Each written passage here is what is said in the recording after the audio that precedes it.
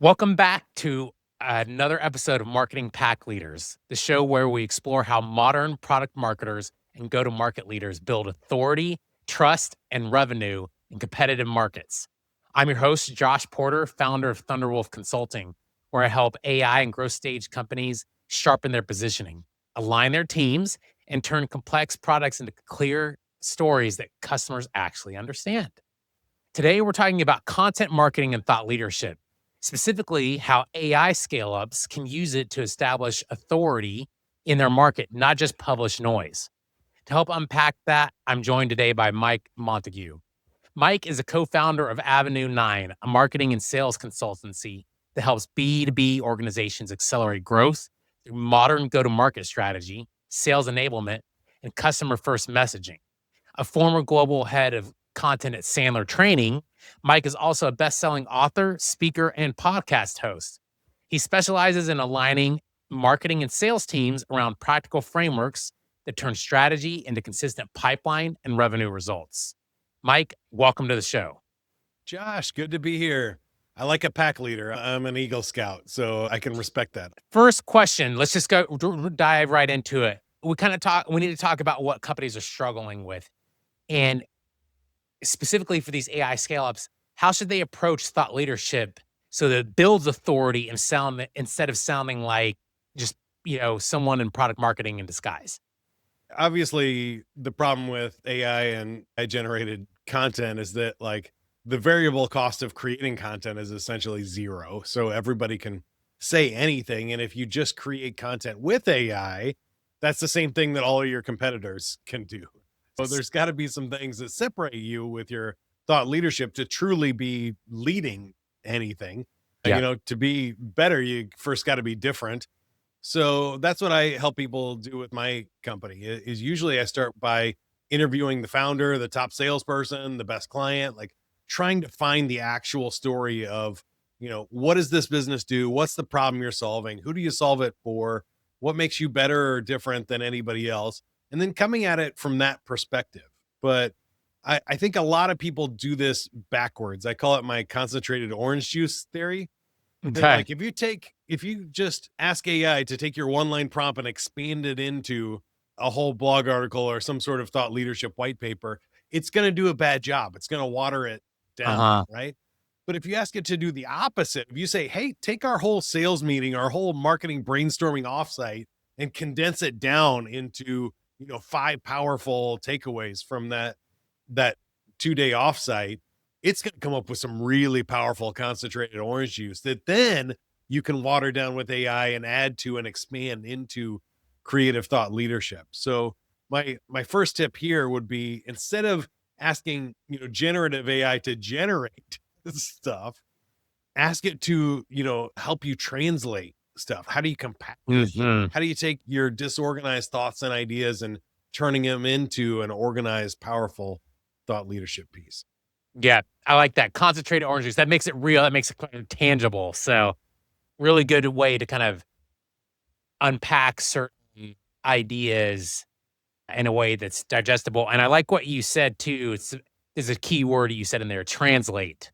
It's about translating it into something that people understand because especially with AI products that you're trying to market or any other kind of B2B technical products, it's going to be complex and it's going to be very, very not intuitive to talk about. So you got to be able to almost be an interpreter to help your customers understand what it's talking about. But honestly, not even about the product itself, but what are the outcomes of the product that it's going to give them. I think you're exactly right. And it's really hard in sales and marketing. We say you can't see the forest through the trees and stuff, like you're too close to it. You can't read the label from inside the bottle. Yeah. So you can't see what everybody else sees from the outside. So AI is great. It can look at it independently, or you can hire some people, have some other conversations and say, change this perspective for me. I think a lot of people don't know what the GPT stands for in chat GPT, but transformer is what it's Yes. actually built for, Yes. right? Is to Exactly. transform that idea into something else. And I think that's a really powerful way to think about using. So two things. One, yes, I'm with you. I just actually heard that analogy about, get your jam in a jar jam. And you Yeah. don't know what flavor jam you are because the label's on the outside. And so, yeah, very much you can fall into the trap of this inside out perspective, which I mean, everybody in the company would like to think they're the expert of this kind of inside out perspective. But as marketers, you're not really supposed to be coming from this inside out perspective. You're supposed to be coming from outside in. You need to think about, but again, you're on the outside of the jar of jam. You're bringing in the voice of the customer to be able to speak their language about what you're offering to them. And so if you're using all the technical gobbledygook that you're 100% familiar with, maybe not even 100% familiar with, but you pretend you are, and you want to sound like you want to sound sophisticated. That can be a way to approach it, but you don't want customers that way. You have to have this outside in perspective of what do they need, what is their pain, and how am I going to help them solve that with my offer. Yeah. At Sandler, we had this idea that we just called the amateur curve, where like it's actually really easy as a beginner to understand how to sell something Hmm. because you can see it from an outsider's perspective. A lot of times when I do podcasts, I don't like to do a whole lot of prep and stuff because I want to ask the questions my listeners would be asking as they understand. And as people learn more about the product or service, they start falling in love with the marketing talking points or the product team's expectations of the features and benefits and not Yes. what the buyer's looking for. And they get into this amateur phase where it becomes really hard to do good sales and marketing. Experts get past that. Experts keep pushing, and I love it. I call them the old like gristly veterans. You ever worked with somebody where you call up like an old timey person, like somebody who fixes shoes or like a carpenter or something, and they're just like, "What do you want?" Like they don't care anymore, and they just cut straight to the chase. And in Yes. some ways, that's not a great example. We obviously want to be warm to the touch and understanding, but the point is, the expert doesn't care about the features anymore. They've seen them 100 times. They've seen that Hmm. magic trick before. What they Yeah. care about is like, tell me what you need and I'll tell you whether I can do that or not, or Yes. I'll solve your problem and help you get there. And that's how you use product knowledge to apply to their specific use case without spilling all those features and benefits and just talking about the product team's features. You're right. They don't care about the features and benefits. Most of the time, people don't really care about AI itself. It's like, what is the problem it's helping them to solve? Right. So, yeah, you're absolutely right on that. And I'm glad you mentioned Sandler and your experience there. I actually have that book, one of their books, right on my shelf. So I'm Oh, sure great. Which one is it? I have to look at the title. I'm trying to remember. Didn't want Uh, to put you on the spot, but I all right. Well, next question is about AI buyers, specifically people that are executives, technical buyers. They tend to be skeptical. What types of content actually builds credibility with those audiences? I think the key here is being able to describe their problem better than they can describe it themselves. Mm, In today's world, we can customize our pitch for every single audience. And it's not just persona based, it should be person based. yeah. Some CEOs are going to be risk adverse. Some are going to be love a risking cutting edge, leading advantage to their market. We need to listen, pay attention, and deliver them the messages that they need to hear in order to make the best decision possible for themselves. Yeah. In order to even get in that spot, we got to produce content that describes their world. We got to meet them where they are. I think the biggest mistake people make is again they get wrapped up in themselves and they start looking for like making a market for something or Yeah. being a category creator rather than looking at where they are and saying you're Yeah. probably experiencing X, Y, and Z. And if you can get really good at that and describing the symptoms, not Mhm. the solution. I love the doctor analogy, right? We got to look for what are the symptoms that they're experiencing that they can recognize that they need your medication, your Mhm. solution. Too many people go out, imagine a doctor comes up and goes, here's all the great prescriptions I can prescribe. Which one would you like today? Right. You'd be like, no, hard pass, right? Like The coolest way to think about it are those leading indicators that happen before the trigger events, before somebody needs your product or service. And then you can get in really early. I use a real estate example for this that if you think about like a real estate agent, they want to know somebody who's buying or selling a home or a commercial property. The problem is most people find out that somebody's buying or selling a home when the real estate agent puts a sign in the yard, right? You Yes. don't know that your neighbor is selling their house until that sign goes up, and then it's too Yes. late. So what real estate agents and their marketing have to do is think, what happens before somebody buys or sells their house? They need to start telling stories about people that are having a baby, he just got a big promotion, or downsizing, becoming empty nesters, who's getting married or divorced, who needs to move for a job. And if we can find ways to tell those stories and then how they choose a new property, now we're getting in before that sign goes in the yard. So whatever your product or service with AI is, think about how people are solving the problem and the symptoms they're experiencing now before they know that an AI solution exists. You're trying to get in before the need occurs so that they already have somebody that trigger enables them to think of you automatically instead of you having to reach out to them because you've already built that relationship or at least made them aware of who you are and what you can do. Yeah, I think that's huge. And then the authority that comes with that is they know that you've done the work. You've been here for years. And I think especially in today's world, it's really hard because it changes every couple of weeks what AI is capable of doing. So one of your products or features might become standard issue on one of these LLMs, and then you got to change your whole pitch. But if you talk about problems you solve, people don't really care how you solve that problem. The feature and Yeah. benefit can change as long as they know that you have experience with that problem and that you can solve it. That's what they care about. They don't want to go and figure that out themselves. They don't want to be in your business. Yeah. They want to stay in theirs. Yeah, and I like the analogy you gave about the doctor. It's very much like if you like going with a doctor, like you go to an optometrist, right? And they're not just going to come in and say, "Hey, here's every possible prescription." Like that would never happen. You have to diagnose and understand the exact prescription that you need in order to solve your particular problem. Otherwise, it doesn't really help. So I really like that analogy. So thanks for sharing that. You bet. That's a good one too, because yeah, it would be, imagine if you're a business owner and you had to try on every pair of glasses to see the one that fits right. Like that Exactly. would take a long time and be time consuming. You're going to save them a ton of time by knowing what you're doing. And as if you're just listening to this, both Mike and I wear glasses, so we know the importance of having the right prescription. I was playing video games with a VR head. All right. Well, next question is a little bit more trying to how we look at marketing and thought leadership as more of kind of an education versus pure selling. So, how do you do that while still promoting the product without losing trust?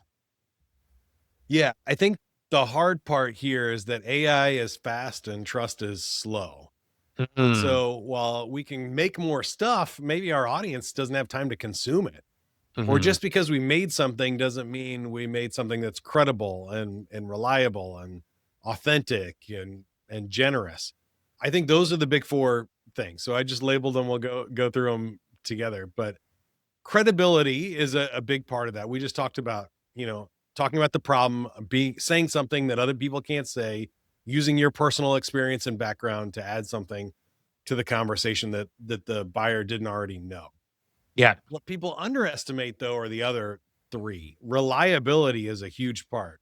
I've Mm, noticed just even with AEO and SEO and even with customer referrals that the first year in business is really hard because nobody knows that you're going to be around next year. If you just spun up this solution, they want to know that you're reliable, that you can yeah. deliver. Yeah. And so part of what I really have to preach to my clients is that content marketing, showing up week in, week out with a new episode or a new post or a new email or a thought leadership piece shows that you're doing the work and that you didn't just have this great idea once, but you can Mm, deliver and mhm. that you're still in business. I think a lot of people, how many websites do you go to and you're like, their last post was, 2023. Are they even in business? Yes. Like, Yes. they have 7 Exactly. followers on Facebook and they haven't posted since COVID. Right. Like they're wearing a mask in their last post. Yes. Something is Yes. wrong, right? That doesn't build reliability. So it destroys trust. And then authenticity is another huge one, which we can all understand from AI. We don't have to beat this drum, but I think authenticity means it's saying it in your voice. And Mhm. the more we try to cheat with AI tools, the more we all kind of get trained on what AI looks like. Now Mhm. it's not this, it's this sentence That structure. And compares. yeah, and we can see in videos and other things just when it's not authentic, it destroys trust. So we got to find ways to actually build in maybe errors or humanness to it or emotion that AI wouldn't otherwise come up with. That's why I like my analogies and crazy stories. I came up one for a piece I wrote today about Santa Claus and that like people keep promising this AI magic that's like Santa Claus. It's just going to show up. We're going to be able to deliver things to people all around the world. We don't have to touch it. Uh-huh. And, spoiler alert, earmuffs, kids, like Santa Claus isn't real, Yeah. but your parents doing the work is. They Yeah. listen, they find out what you want from Santa Claus to go and buy it. They make the magic happen. That's Yeah. still possible with us in our business. And that kind of authenticity is like, why don't we just show up and say, "Hey, Santa Claus isn't real, but your parents care about you. They Yeah. put this magical Christmas morning experience together." Why that's more authentic. Yeah. I think that builds a lot more trust. Obviously, you can tell I'm still upset that I trusted my parents Yeah. first for longer than I should have. Maybe the first 12 Holding a years. yes. The last one though is also huge, which is generosity. If you're taking an AI shortcut because it saves you time, but it costs the buyer more time, you're destroying trust because that's not generous to them. Yeah. So if you're using AI to make something better or faster because now you can make it more personalized and get it to them quicker, that's great. If you're putting up an AI chatbot on your website because you don't have time to, answer the phone from one of your customers, that's not generous. That's Mhm. saving you time and making them do the hard work of finding their answers. So I think perspective matters a lot in content marketing and just any AI tool. Yeah, perspective does matter. So I would have to say, but on that last one, as someone who might be listening to this, who does conversational AI, who does chat bots to help save time, I will say, yes, you got to do it can be perceived and put more work on the customer if it's done the wrong way. It's about the way that it's done. Because in other ways, for Right. example, it could save your end customer time because then they don't have to wait for a customer service rep. And if this way is more efficient for them and they get their problem solved faster, then that is actually more efficient and better for them. But is that always the case? No, but that's the idea. And so in the end, it's about the end customer result. So if you're doing it to save them time, if you're doing it to not just save you time as a big company, but also save your customer time, and it actually does it in an efficient way, then yeah, that's a win-win for sure. Deeper on that because I think way too many people are messing this up. That I call it the human plus AI capability map. That there's some Okay. things that humans are better at doing in your company. There's some things that AI is better at doing. Some things that are better done together. Yeah. And then there's a whole bucket of things that neither AI nor humans should be doing in your Right. bucket. And that's a fun one to talk about. But Yeah. if you're a leader here, you need to decide what goes in what bucket. Yeah. One is like if it's hazardous mining or bomb disposal, maybe we use AI and robots for that. No human should be doing that job. Sure. If you have a date with your spouse or partner, you probably shouldn't send your AI avatar. You might want to show up for that one, right? So we can agree Absolutely. that there's things on both ends of the spectrum that we wouldn't want to treat the other way.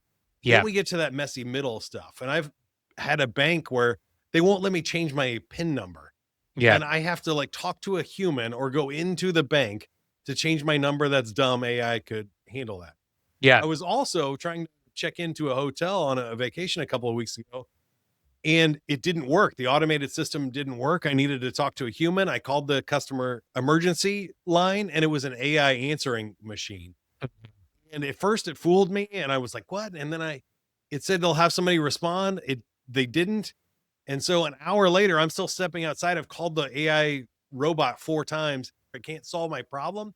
I'm Yeah. hitting 0. I'm saying talk to a human. I'm Yeah. asking for the manager's manager. Yeah. That's not the customer experience that this hotel intended, right? Yeah. So when Yep. we do want to talk to a person, when we do need a salesperson or a customer service agent, that's when we want to get right to a person, not be sent into an automated. system. Yeah. Yeah. In those situations, yes, a lot of people want to talk to a human. There's can be preference for that. But then there's other people who do prefer, I just want to get this done. I don't care if it's through a Right. human. If you can get it done right, which some companies are succeeding at that, then great. As long as I get what I need done, it doesn't have to be with a human. So Right. yeah. And that's still, a work in progress for some companies. Some companies are really killing it when they offer that. But again, it all goes back to what's the end customer pain. And if you as a company that is offering a way to help other companies, if we're talking B2B here, to mitigate some customer experience, it's a win-win-win. You as the company offering AI wins, the company that is using your AI wins, and the end customer is winning. Yeah. So, as a perfect world, doesn't always happen, but ideally, that's what you're thinking about. Next question is about measurement. Mm. What signals tell you that your content and thought leadership are actually establishing authority in your category? This is a really dangerous question where we sit in 2026 because web traffic and measurement is changing dramatically. Yeah. Most searches now have dropped 50 to 80% and they're just zero click searches. And so the web traffic you are getting are from AI agents and robots and not actual humans. And our traditional marketing metrics are going out the window, especially as more agentic capabilities come online Yeah. now. And so conversion pages can even be in question. I think there are a couple of things though. I try to measure trust and maybe like share of voice or share of model in marketing. So you can, there's starting to be some AI tools now that will tell you how your brand is mentioned, whether that sentiment is positive or negative, what types of questions people are asking about your business and how often, the individual models will mention your brand compared to competitors. Yep. And that kind of stuff is great. But really, I try to focus more on like human metrics of trust, like how many referrals are we getting? How many conversations are we having? Like what's actually moving the needle? What do people mention when they say that they called? Like, what did you hear? Yep. I used to ask that all the time because I did a podcast for Sandler that had over 700 episodes and Wow. it was really great. It had like 4 million downloads. People would come up to me all the time in person and say, "Hey, I love the podcast." And it would be like, "Great. What did you love about it? Is there a guest you remember?" Like, I have no anecdotal information. A lot of times, the ones that get the most downloads, it could be a million downloads, but they only listen to the first 7 seconds and they turned it off. Or it could be Yes. 70 downloads, but they listened to the whole thing. They were riveted and they bought our product at the end of it. Yeah. Like that's a big, big difference. And so I need that qualitative feedback. And anytime we can get those, there's some great AI tools for that too. I try to get the transcripts from sales calls or from customer service calls. And those AI chatbots were saying is like, what are people asking about the product? What's working? What's not? How do I get information from real humans? Now that we have AI tools that can actually understand those conversations and give us the aggregate data, I feel like that's where most people are missing the greatest advantage. I think that when you're going through how to measure, like generally marketing is always like there's is this existential crisis of how do you measure marketing and then thought leadership specifically. It's like, yes, there are some vanity metrics like downloads, but then to your point, like, well, did those downloads help me convert? Like maybe it was just one episode that three people listened to and that one person, ended up being a customer. But yeah, it's hard. But if you don't have it, then you kind of don't exist in the minds of people. So it's hard. It's hard to actually measure it, but there are some ways, to your point, to be able And to. for marketing, we should probably differentiate between, I think brand marketing and PR still needs to exist. It's becoming Yeah. more important now in a world where every channel is getting flooded with direct marketing messages. And direct marketing is important. You got to do lead generation. You can't just only do branding and expect that to work. So understanding the difference and how to measure the difference is important. That's the old quote. Was it Henry Ford or somebody who said like, I know half of my money on marketing is wasted. I just don't know which half. Oh, Uh, yeah. I've heard that. Yeah. I kind of look at it as like two sides of the same coin here. I need to do half that's like branding, it's that consistency, the showing up, it's building long term trust. and half that is direct marketing. It's sort of the required, the response rates, the opens, and I can't maximize either, or I'm going to get into trouble. So, how do Mhm. I balance the two? Sometimes I call it required versus inspired marketing. Like Mhm. sometimes I just need something to go up on social media. It's just required. I don't care how good it is. Other times, like I want to have an inspired idea. I want to connect with people. I want to create a cool customer experience or an Mhm. event that's an offsite and private and people are going to invite other people to. Those are two different things with two different sets of measurements and results. All right, Mike. Well, this has been a really good discussion, really helpful to kind of see some of your expertise and with some of these questions. But now we're moving on to the rapid fire round The where, oh, lightning round. yes, the lightning round. Oh, there you go. That's right. Cool. Well, first question is favorite marketing tool. I would say get one. If you don't have ChatGPT or Claude, just go pay the $20 a month and get it. So I'm going to give you Mhm. one that people have not heard of. It's called Gamma. Gamma Love, is an AI love. presentation creator. It makes documents, infographics, anything you need in a visual medium. And it's like a magic wand that works the way you would think it would work if like they invented PowerPoint in 2026 after AI. Absolutely love Gamma. I use it very frequently for those of us that are creatively inept when it comes to visuals. It's very handy. So I'm with you Let's on be that. honest, if you're in corporate marketing, 90% of your job is making PowerPoints. If you Yes. do that for executives, they're going to be happy. Give all that work to I find it especially helpful as I create the actual content, the copy itself, but creating visuals can be a little tricky. And so having a tool like that can definitely be helpful. All right. Next question. Most underrated skill in product marketing. Ooh, underrated skill. I'm just going to go with like empathy, being able to, you know, translate the features and benefits into like feelings and emotions and problems that again, if you can tell the customer story better than they can tell it themselves, you're going to win more than you lose. But it's a really hard thing to do that requires listening, empathy, understanding, and more questions than answers.